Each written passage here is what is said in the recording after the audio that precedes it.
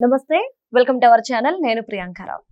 ఈరోజు టీటీడీ అంటే తిరుమల తిరుపతి దేవస్థానంలో ఏదైతే ప్రసాదం ఉంటుందో ఆ ప్రసాదంలో కల్తీ నెయ్యి జరిగింది, అసలు అది నెయ్యే కాదు అని చెప్పేసి సిట్ చెప్పింది. ఇది ఆ దేవస్థానానికే పరిమితం అయ్యిందా అనుకుంటే లేదు.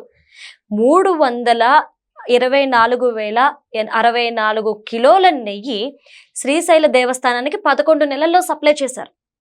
మరి ఇదొక్కటే కాదు, సిట్ చెప్తున్న అనుమానిస్తున్న దాని ప్రకారం చూస్తే ఇంకా ఏపీలో దేవస్థానాలకు కూడా వెళ్ళి ఉంటుంది అని చెప్పి. మరి ఇంత జరుగుతుంటే ఏం చేస్తున్నారు అందరూ? పెద్ద క్వశ్చన్ మార్క్. మరి సిట్ ఎందుకు దోషుల్ని పట్టుకోవట్లేదు? కేవలం వాళ్ళ పిఏలకు మాత్రమే ఎందుకు పరిమితం అవుతుంది? ఇంత జరుగుతుంటే ఇప్పుడు చంద్రబాబు నాయుడు గారు, పవన్ కళ్యాణ్ గారు వీళ్ళు మాత్రమే వచ్చి ప్రెస్ మీట్లు పెట్టి మాట్లాడాలా? మాట్లాడితే హిందూ ధర్మం కోసమే అది చేస్తున్నాం ఇది చేస్తున్నామన్న మఠాధిపతులు, పీఠాధిపతులు వీళ్ళంతా ఏమయ్యారు? ఎవరు ఎందుకు స్పందించట్లేదు? వైసీపీ వాళ్ళు వచ్చి దాడులు చేసి అసలు కల్తీయే జరగలేదు అంటున్నా గానీ ఎక్కడికి వెళ్ళిపోయారు వీళ్ళంతా అన్న ప్రశ్నలు ఈరోజు రాష్ట్ర ప్రజల్లో ఉత్పన్నమవుతున్నాయి. ఈరోజు దీని గురించి డిస్కస్ చేద్దాం. మనతో మాట్లాడడానికి ప్రముఖ పొలిటికల్ ఎనలిస్ట్ లింగమనేని శివరాం ప్రసాద్ గారు ఉన్నారు. ఆయన అడిగి తెలుసుకుందాం. నమస్కారం సార్. సార్, అంటే ఇది అపచారమో లేదంటే ఈ డబ్బుల కోసం కాసుల కక్కుర్తో ఏదో పక్కన పెడితే తిరుమల తిరుపతి దేవస్థానంలో అంత పెద్ద కుంభకోణం జరిగింది. అసలు నెయ్యే కానీ ఒక రసాయన పదార్థంతో లడ్డూలు. ఇప్పుడు చూస్తే శ్రీశైలం మల్లికార్జున స్వామికి కూడా 11 నెలల పాటు 3 లక్షల పైచలకు కిలోలు ఇచ్చారు సార్. మరి ఏం చేస్తుంది సిట్? ఇంత జరుగుతుంది కానీ దోషులు ఎవరో చెప్పట్లేదు. ఎలా చూడాలి? అంటే ఒకటి, ఇప్పుడు ఇందాక మీరు అన్నట్టు అసలు కల్తీ నెయ్యి అనే మాటే వాడొద్దు. అది నకిలీ నెయ్యి. నెయ్యి అని చెప్పబడే రసాయనాలతో తయారు చేసిన ఒక పదార్థం. అవును, అది కాబట్టి అది నెయ్యి కాదు. సరే, మీరు ఇందాక అంటాం ఏంటంటే దోషులు ఎవరు చెప్పలేదు. ఎందుకంటే 36 మందిని దోషులుగా తేల్చారు. ఆ 36 మంది మీద ఇవాళ ఎఫ్ఐఆర్ ఫైల్ చేశారు. దాంట్లో ముగ్గురు, వాళ్ళ ఎఫ్ఐఆర్ లో ఉన్న వాళ్ళలో ముగ్గురు అప్రూవర్స్ గా మారిపోయారు. దాంట్లో ఒక మెయిన్ ఏంటంటే ఒక పెద్ద కెమికల్ సైంటిస్ట్ సురేంద్రనాథ్ సైంటిస్ట్. ఆయన అయితే మొత్తం కోర్టులోనే జడ్జి ముందే మొత్తం వీళ్ళ ముగ్గురు కూడా జడ్జి ముందు వాళ్ళ కన్ఫెస్ చేశారు తప్పు జరిగింది ఇవన్నీ. సరే, ఇంకా డీప్గా ఎక్కడికి వెళ్ళాలి అనేది సరే సిట్టు ఎంతవరకు తేల్చింది అనేది పూర్తిగా ఎఫ్ఐఆర్ బయటకు వచ్చిన తర్వాత కానీ మనకి వాళ్ళ రిపోర్ట్ బయటకు వస్తే కానీ డీటెయిల్స్ తెలియదు. అసలు అది పక్కన పెట్టి ఒకటి సిట్ రిపోర్ట్లో క్లియర్గా ఉంది ఏంటంటే అది నెయ్యి కాదు, కల్తీ కూడా కాదు, నెయ్యి కాదు. పూర్తిగా హానికరమైన రసాయనాలతో తయారు చేసి 80% హానికరమైన రసాయనాలతో తయారు చేసిన లడ్డు. అందులోనూ లప్సా అనే కెమికల్ వాష్రూమ్ క్లీనింగ్ ది ఉంది. ఇప్పుడు ఫస్ట్ ఏం చేయాలా గవర్నమెంట్? ఇమీడియట్ గా దాని మీద కేసు ఏమేయాలి? ఫుడ్ అడల్టరేషన్ కేసు పెట్టండి. ఇమీడియట్ కేసు పెట్టండి. ఫుడ్ అడల్టరేషన్ ఆల్రెడీ తేల్చింది కాబట్టి దీనికి కారకులు ఎవరు? ఫుడ్ అడల్టరేషన్ కేసు పెట్టండి. ఎందుకు పెట్టరు? అసలు లాయర్ ఏం చేస్తున్నాడు?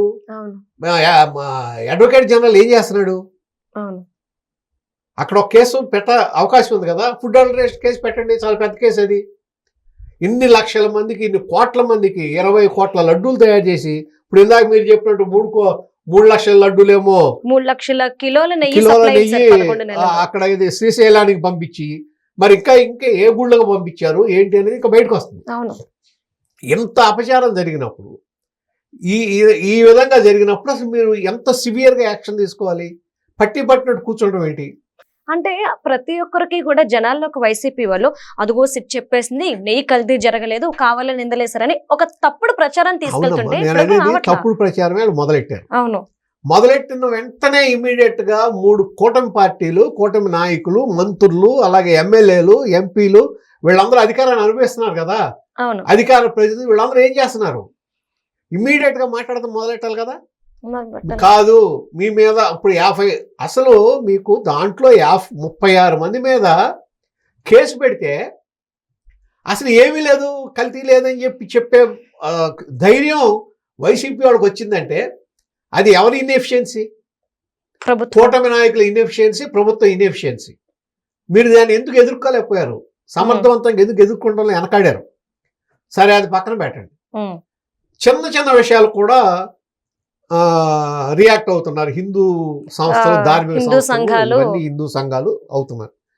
తిరుమలలో అక్కడ కింద అలిపిరి దగ్గర ఒక హోటల్కి తాజ్ హోటల్ ఏదో ఆ హోటల్కి ల్యాండ్ ఇచ్చినందుకు ఇక్కడ ఈ ఈ ల్యాండ్ ఎట్లా ఇస్తారని చెప్పి వాళ్ళు ధర్నాలు అవన్నీ చేస్తే క్యాన్సిల్ చేసి వేరే చోట ఎక్కడో అలాట్ చేశారు.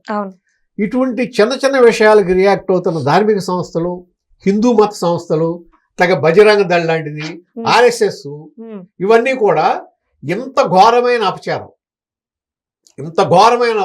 హిందూ ధర్మం మీద జరిగితే, హిందూ మతంలో ఉన్న దేవుడి మీద, స్వామి మీద అంత అపచారం జరిగితే, అంత ఇది అసలు నెయ్యే కాని దాంతో మీరు రసాయన పదార్థంతో మీరు ఇవన్నీ చేస్తే దాని మీద ఎందుకని మీరు వెనకాడుతున్నారు?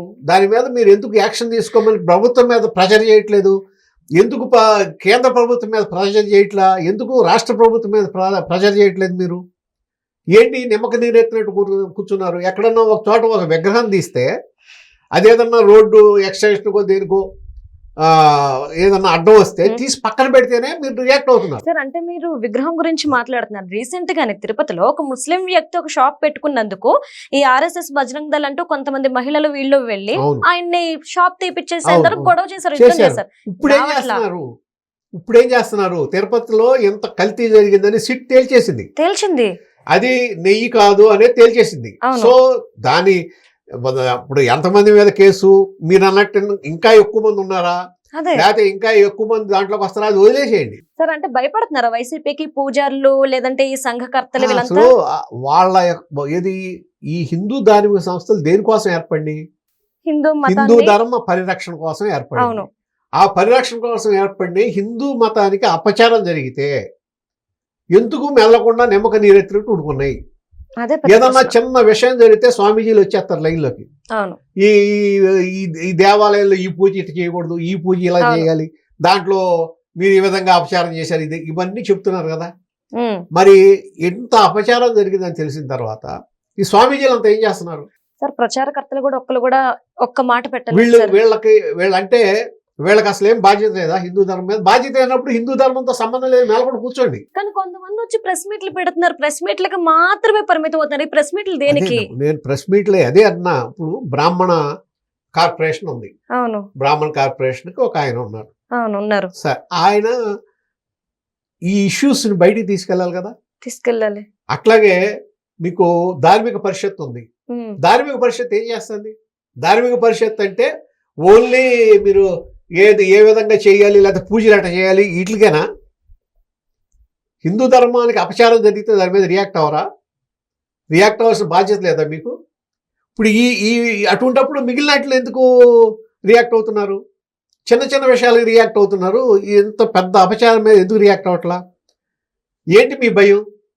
ఒకవేళ ఏమన్నా దాంట్లో వచ్చేటప్పటికి మైనారిటీ ఓట్సో లేకపోతే క్రిస్టియన్ ఓట్సో పోతాయని భయమా? దేనికోసం భయపడుతున్నారు? మీరు ఎందుకని మీ ధర్మాన్ని మీరు ఎందుకు అసలు మీరు ఉన్నదే హిందూ ధర్మ పరిరక్షణ అనే ట్యాగ్ పెట్టుకుని ఉన్నారు. అటువంటి వాళ్ళు ఇవాళ హిందూ ధర్మానికి అపచారం జరిగినప్పుడు అపచారం జరిగిందని మీరు ఎందుకు మాట్లాడతలా? ఎందుకు బయటికి రావట్లా? దాని మీద మాట్లాడే వాళ్ళని మీరు ఎందుకు ఈ విధంగా ఎందుకు మాట్లాడుతున్నారు? ఎందుకు అడగట్లా? ఇది ఇవాళ ప్రశ్న. సరే, గవర్నమెంట్ కూటమి పార్టీలు రియాక్ట్ అవటాల్లో వెనకబడి, దాంట్లో ఏం అనుమానం లేదు. అసలు ఈ కూటమి పార్టీలు గవర్నమెంట్ వచ్చినప్పటి నుంచి కూడా ఒక సమన్వయ కమిటీ అనేది హై లెవెల్లో లేదు, జిల్లా లెవెల్లో లేదు, కాన్స్టిట్యున్సీ లెవెల్లో లేదు. కరెక్ట్గా ఊరికే నామకావాసి తప్ప సమన్వయ కమిటీ ఏర్పడతాం. ఇప్పుడు ఇవాళ జనసేన బొలిశెట్టి సత్య గారు రిజైన్ చేశారు. ఆ రిజైన్ చేసినప్పుడు ఒక ఆరోపణ ఏంటి? ఒకటేమో నేనేదో NGTలో కేసు వేసాను, దాని మూలన గవర్నమెంట్కి ఇది రాకూడదని చెప్తానే 30% జనసేనకు రావాల్సిన ఇది వాళ్ళ నామినేటెడ్ పోస్టులు రావట్లేదు అనేది ఒక ఎలిగేషన్ పెట్టాడు. అంటే అటువంటిప్పుడు మీ కూటమి పార్టీలకు చెందిన 3 పార్టీలకు చెందిన వాళ్ళు ఒక చోట కూర్చుని ఏ కార్పొరేషన్లు తీసుకోవాలి, ఏమి ఇది ఎవరు నామినేట్ చేయాలి, పేర్లు అయ్యి పార్టీలు ఇస్తాయి. సార్, అంటే మీరు కూటమి అన్నారు కాబట్టి రీసెంట్ గా జరిగింది. భూమన కరుణాకర్ గారు ప్రెస్ మీట్ పెట్టి ఏమన్నారు? అరే బాబు, ఇది మాకు సంబంధం లేదు, ఇది గవర్నమెంట్ అంటే సెంట్రల్ గవర్నమెంట్ ఏవైతే నిబంధనలకు ఏవైతే చెప్పిందో వాటిని బేస్ చేసుకుని మేము కొత్త వాళ్ళకి అవకాశం ఇచ్చామని బీజేపీ మీదకు తోసేసే ప్రయత్నం చేశారు. ఎక్కడ అసలు టీటీడీ సంబంధించి సెంట్రల్ గవర్నమెంట్ ఏమీ ఇవ్వాల. ఓన్లీ ఆ రోజు 2019లో డిసెంబరో ఎప్పుడో నవంబర్లోనో వైవి సుబ్బారెడ్డి ఆధ్వర్యంలో కమిటీ మీటింగ్ వేసుకుని బోర్డు అక్కడ ఏం చెప్పారంటే దాంట్లో ఇంకా ఎక్కువ ఏది ఈ డైరీస్ దాంట్లో పాల్గొనే విధంగా చేయాలి, మనం దానికోసం రివర్స్ టెండరింగ్కి వెళ్దాం అని చెప్పి రివర్స్ టెండరింగ్ స్టార్ట్ చేసింది. దాంట్లో అంటే మీరు స్టార్ట్ చేసిందని అంటున్నారు, కానీ నా సూటి ప్రశ్న ఏంటి అంటే కూటమిలో బీజేపీ కూడా ఉంది, కానీ ఇంత జరిగితే బీజేపీ రాలేదు. ఎప్పుడైతే భూమన కరుణాకర్ మాట్లాడారో అప్పుడు మాధవ్ గారు వచ్చి ప్రెస్ మీట్ పెట్టి దీనికి మాకు సంబంధం లేదు, మేము యాక్షన్ తీసుకుంటామని చెప్పారు. అప్పటి వరకు మరి బీజేపీ కూడా ఏమైంది? అదే కదా నేను ఇందా నుంచి మీతో అంది, సమన్వయం లేకపోవటం, సమన్వయ కమిటీ లేకపోవటం. ఎప్పుడు మీరు హై లెవెల్లో సరే ఉంటే కాదు, చంద్రబాబు నాయుడు గారు లేకపోతే పవన్ కళ్యాణ్ అట్లాగే ఈ అమిత్ షా గారు లేకపోతే గోరంట మాధవ్ గారు వీళ్ళందరూ మాధవ్ గారు వీళ్ళు కూర్చుంటే సరిపోదు. మా బీజేపీ మాధవ్ గారు కూర్చున్నంతలో సరిపోదు, కింద లెవెల్లో కూడా రావాలి సమన్వయం. అది కింద లెవెల్లో రావాలంటే మీరు నెలకు ఒకసారో 2 నెలలకు ఒకసారో మీటింగ్లు పెట్టుకోవాలి. మీటింగ్ పెట్టుకుని దాంట్లో మీరు ఎప్పటికప్పుడు అప్డేట్ చేసుకుంటూ ఉండాలి. అట్లాగే ఎవరు సూటబుల్ క్యాండిడేట్స్ ఉన్నారో వాళ్ళకి నామినేటెడ్ పదవులు ఇవ్వడానికి కూడా ప్రిపేర్ అవ్వాలి.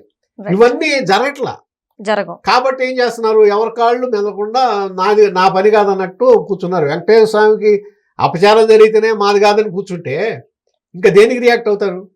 చూడాలి అసలు కోర్టు కూడా ఏం చెప్పుద్దో. ప్రెసెంట్ అయితే కోర్టు ఏం చెప్పదు, కోర్టు ఖచ్చితంగా శిక్షలు పడతాయి, అదొక్కటే చెప్పుద్ది డెఫినెట్ గా. ఎందుకంటే ఇక్కడ అది నకిలీ అనేది మీకు 100% తేలింది. ఎట్లాగంటే వాళ్ళ ఇన్వాయిస్లు తేలి, వాళ్ళ ఎక్కడి నుంచి వాళ్ళు కెమికల్స్ కొన్నారో తేలి, ఆ కెమికల్ అమ్మినాడు కూడా అప్రూవర్ అయిపోయారు. ఎవరైతే ఈ కెమికల్స్ వాడొచ్చు ఇది మీరని చెప్పిన సైంటిస్ట్ అప్రూవర్ అయిపోయారు. సరే ఈ ఎక్కడ ఏ డైరీ నుంచి ఏ డైరీకి వెళ్ళింది ఆ రూట్ మ్యాప్ కూడా వాళ్ళకి వచ్చేసింది. ఎక్కడెక్కడ టోల్ గేట్స్ దగ్గర వీళ్ళది ఏది ఆ లారీ ఐడెంటిఫై అయ్యిందో అవన్నీ కూడా వచ్చినాయి. అంటే సిట్టు ఫుల్ ప్లెడ్జ్డ్ గా తప్పించుకోవడానికి వీల్లేని విధంగా దాన్ని బుక్ చేసింది అండి. శిక్షలు పడడం ఖాయం, దాంట్లో అనుమానం లేదు. ఎంత పడుతుంది తక్కువ ఎక్కువ అని వదిలేస్తే నిందితులు నేరస్తులు అవడం ఖాయం, దాంట్లో ఏం అనుమానం లేదు. కాకపోతే ఇంత స్ట్రాంగ్ కేసులు కూడా వైసీపీ మాట్లాడుతుంటే సమాధానం చెప్పుకోలేని పరిస్థితిలో ఉంటే ఎట్లాగా? చూద్దాం సార్, అసలు వాళ్ళు ఎలా రియాక్ట్ అవుతారో ఏం జరుగుద్ది అనేది అయితే వెయిట్ చేయాల్సిందే. Right, thank you so much sir.